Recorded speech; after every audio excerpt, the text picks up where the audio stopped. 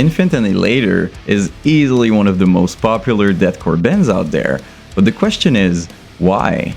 Is it because they don't take themselves too seriously? Is it the fact that their drum is kind of unplayable? Or is it simply because they piss people off? Well, today, let's deep dive together and find out. So as usual, my friend, take a cup of coffee, cigarette, brownies, whatever you feel like, as we explore the Infant Annihilator story.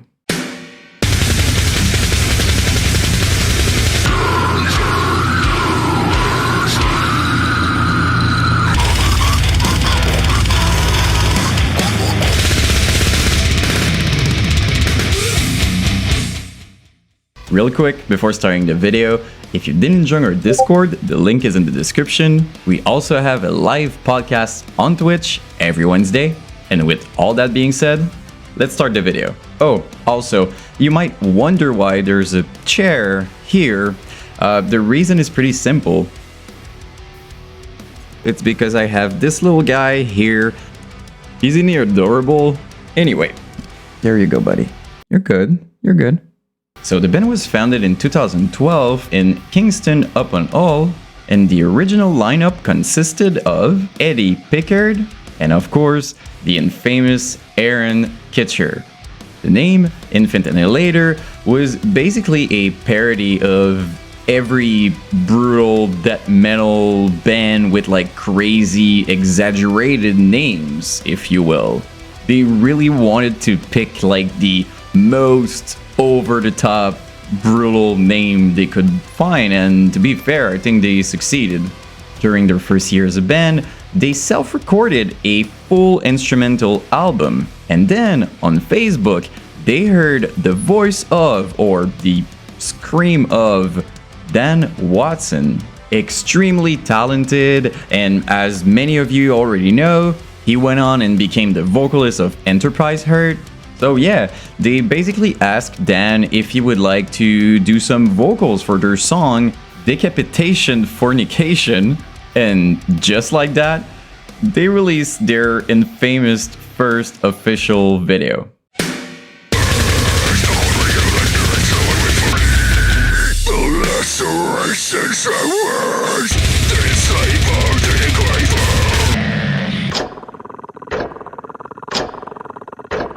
Okay, where to start? I think the song is great. Like, honestly, it's very good. The vocals are super gnarly, the instrumental is crazy and very over the top in a good way. And as for the video, do I really need to explain what's going on? I don't think so. That being said, I think the fact that they didn't take themselves too seriously and they would do a video like that kind of made them stand out. It reminded me of Smosh and I Set My Friends on Fire. I don't know if you remember that, but this video literally went viral, which is something that they were not expecting at all, I believe. After seeing all the crazy amount of comments and reaction all over the internet, the band decided to finish the album. Remember, I told you they made like the full instrumental. Now it was time to put Dan's vocal over all the songs. Which brings us to December 2012, when the band officially released the Palpable Leprosy of Pollution. I don't know what that means.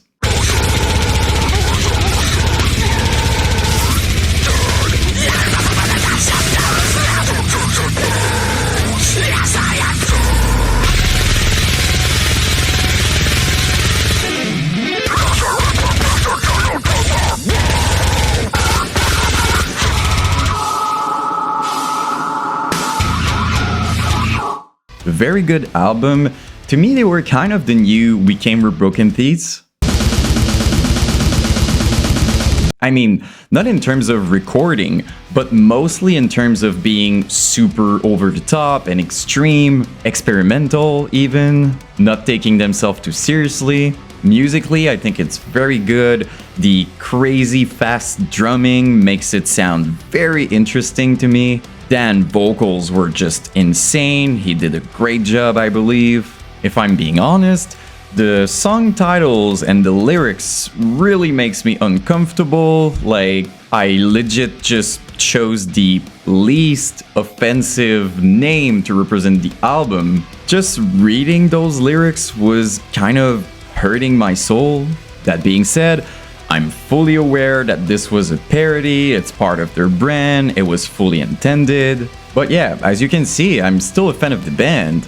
I'm just choosing to ignore the lyrics and take it as a vibe.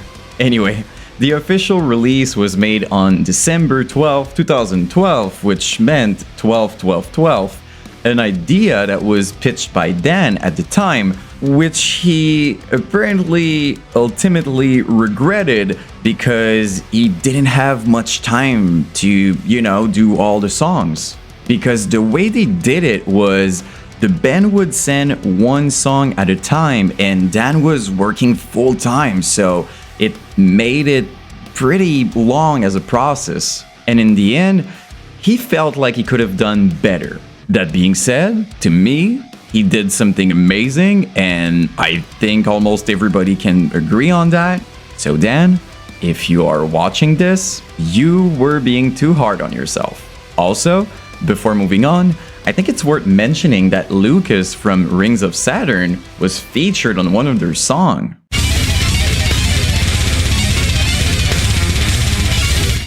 The album was very well received with great reviews, which to me was extremely surprising considering it's a deathcore band. The thing is, when you don't take yourself too seriously, it makes it very difficult for people to attack you. Then, if you add to that actual talent and technicality, it makes it almost impossible to shit on them. I don't know. I think at this point, people were just super excited to finally see something different. And talking about doing something different, I really wanted to include that in the video. They made a cover of Pray for Plague, and it's honestly one of my favorite.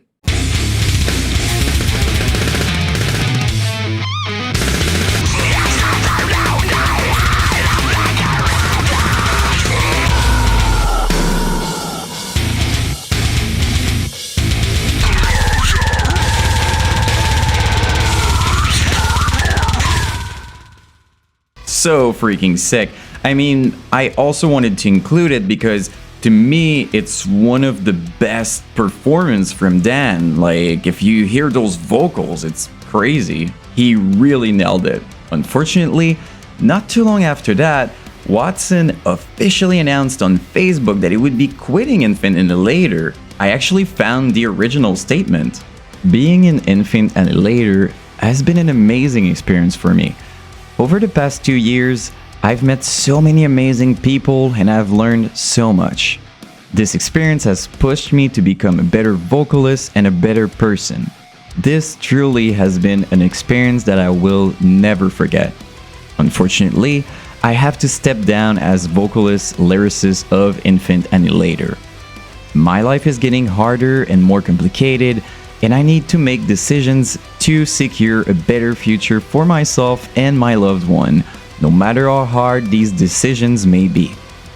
I want to thank every single one of you who supported me and everyone that didn't. I love you all no matter what.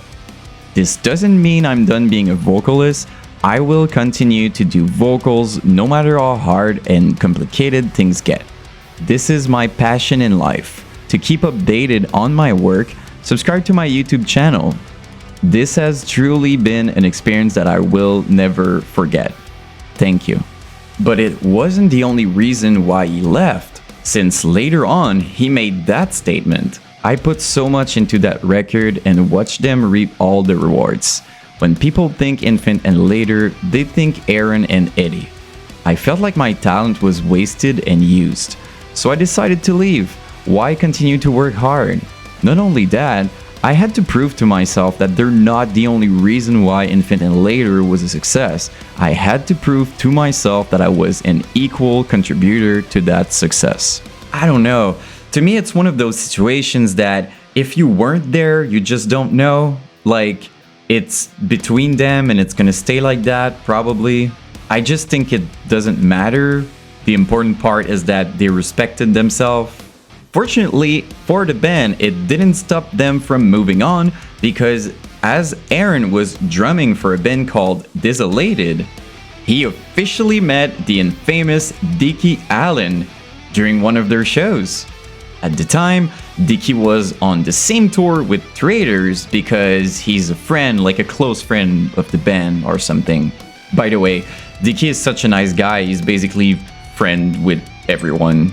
Anyway, when Dicky was featured live and Aaron heard his vocals, for him, it was clear that Dicky would be the perfect vocalist for Infant. So they kept in touch, and later on, they made a super weird announcement, very much on brand with what they usually do.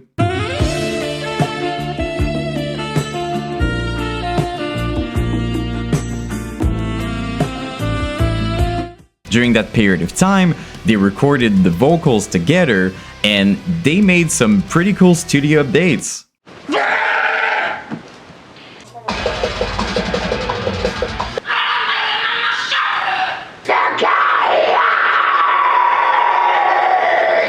The stench of feces and fertile flesh. Which, my friends, brings us to July 2016, when Infant Annihilator officially released their brand new album called the Elysian Grandeval Galeri Galeriard. Whatever, just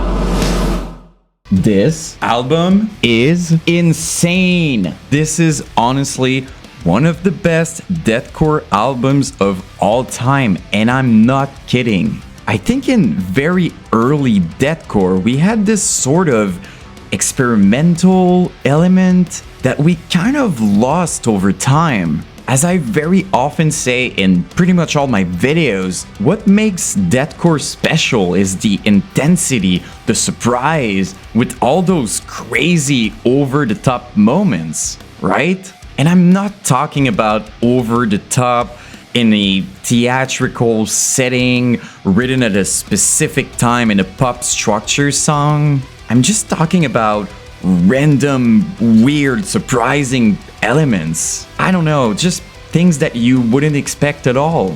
That's what I personally like. It makes it fun and interesting. Musically, it's very technical and melodic. They have some crazy breakdowns, amazing slam parts, everything you want. It's the essence of deathcore, and I'm here for it.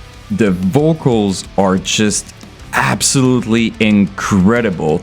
No disrespect to Dan, but Dicky Allen is the absolute perfect fit for the band. No contest. He's matching so perfectly the intensity of the band with his insane range of crazy vocals. Also, it's kind of hard to explain, but since they recorded all together as opposed to the first album, it was done via the internet, you know, like Dan was pretty far and stuff like that, but you can feel this sort of live energy thing.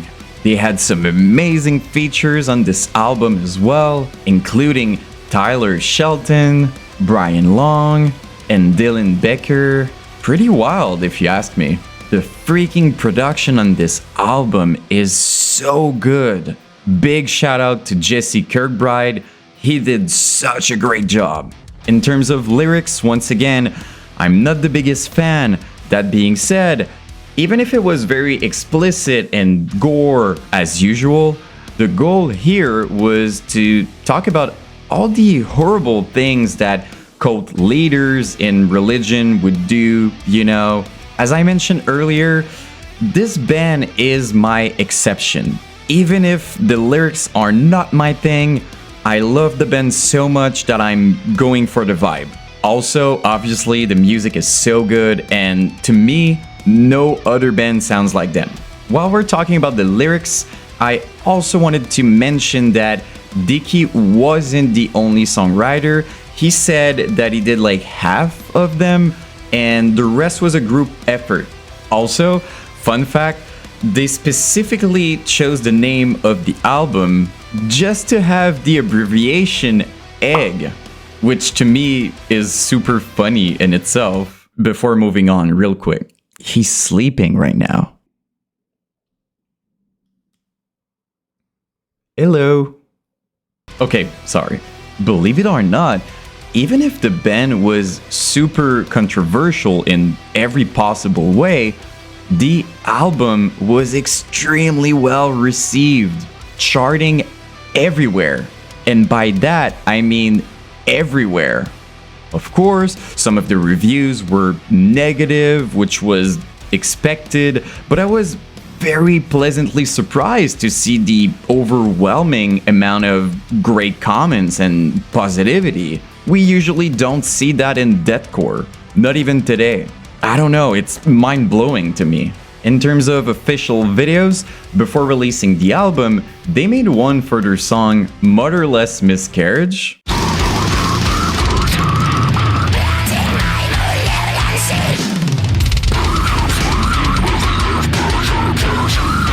No, I won't describe what's happening. I think, once again, it's pretty clear. And in February 2017, they made another one for their song Blasphemian.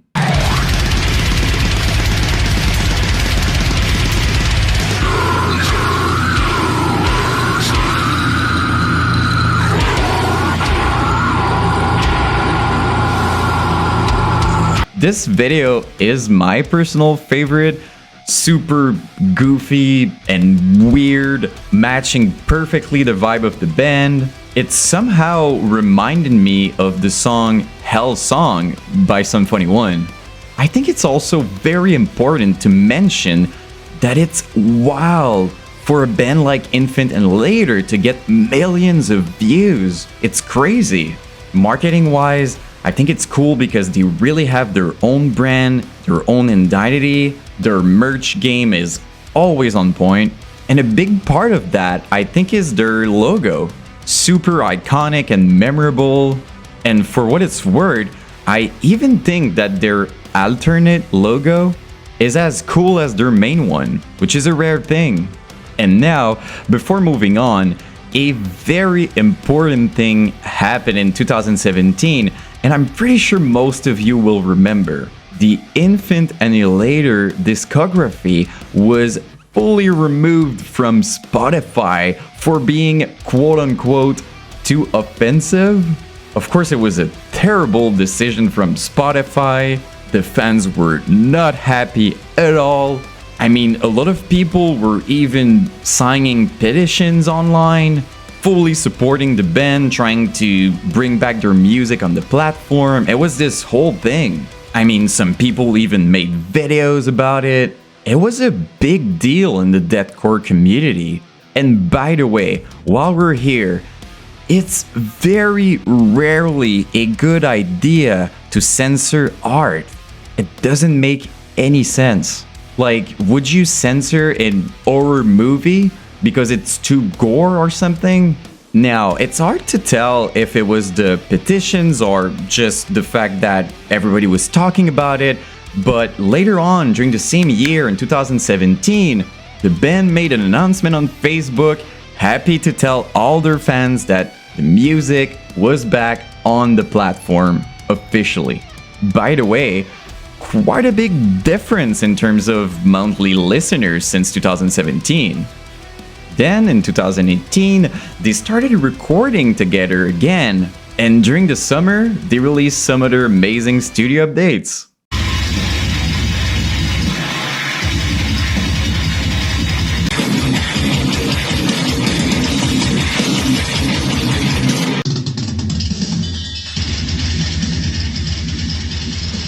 Of course, it got people very excited about it, in 2019, they kept teasing the fans with like multiple posts and stuff until they finally released a brand new video for their song Three Bastards.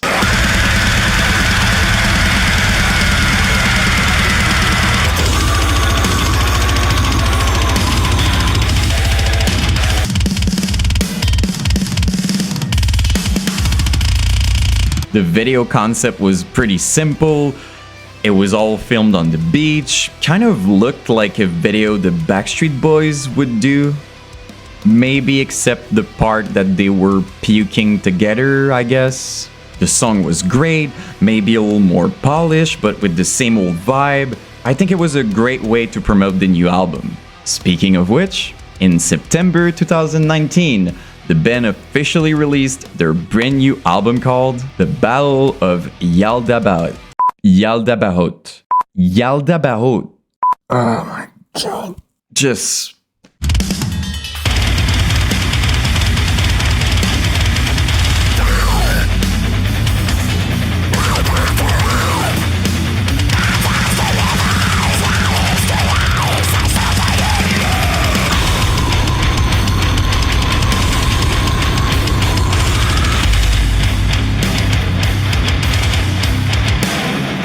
Wow, man, this album is absolutely incredible. As I said, to me, it feels a little more polished. I don't know if the production was different somehow. Maybe it's just the vibe that I got from it. It's not a negative thing. It feels just more refined and polished.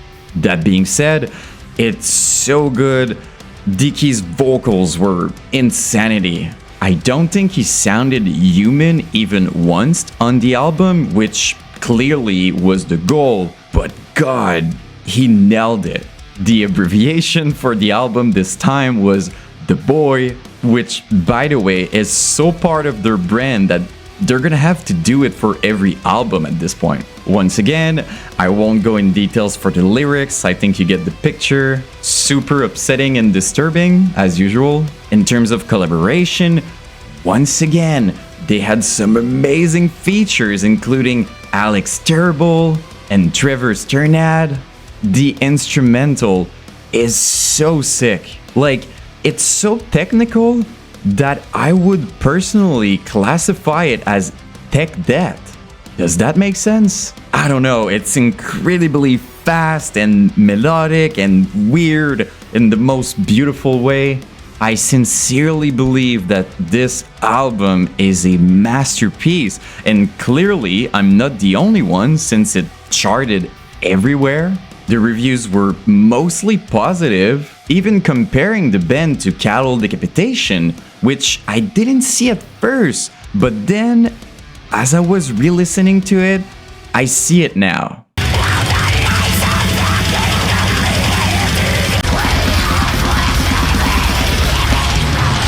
In one of the reviews, I thought it was interesting because he mentioned that whether or not Aaron can actually play the drum parts doesn't matter because he can still write amazing parts.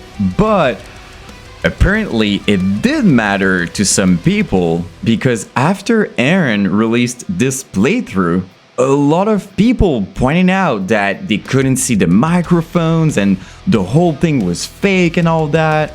Basically saying that Aaron cannot play the drum. Anyway, it didn't matter because I think it basically just gave the band even more exposure. I didn't speak with Aaron, but I would bet that he doesn't care. And that, my friend, pretty much brings us to today. The band is still extremely relevant. They have a very good presence online. Dicky Allen is very well respected, even considered a legend. Obviously, now everyone just wants to hear new music from them. Are we gonna get something new from Infant Annihilator soon? Time will tell. If you're still watching, thank you so much. It means the world. If you want to support me, please leave a like and subscribe. I'm also starting my own clothing line, which is gonna be a great way to support me if you want. As I said before, you can hang out with us in our Discord, and of course during our live podcast on Twitch every Wednesday. It's crazy the amount of love and support that I'm getting. I'm so grateful. You guys are absolutely amazing. And I know I usually finish my video by being crazy out there and mushing everywhere, but I don't want to scare this little guy, so we're just gonna end up super relaxed like this, and I'm gonna be moshing next time, okay? I'll see you in the next one.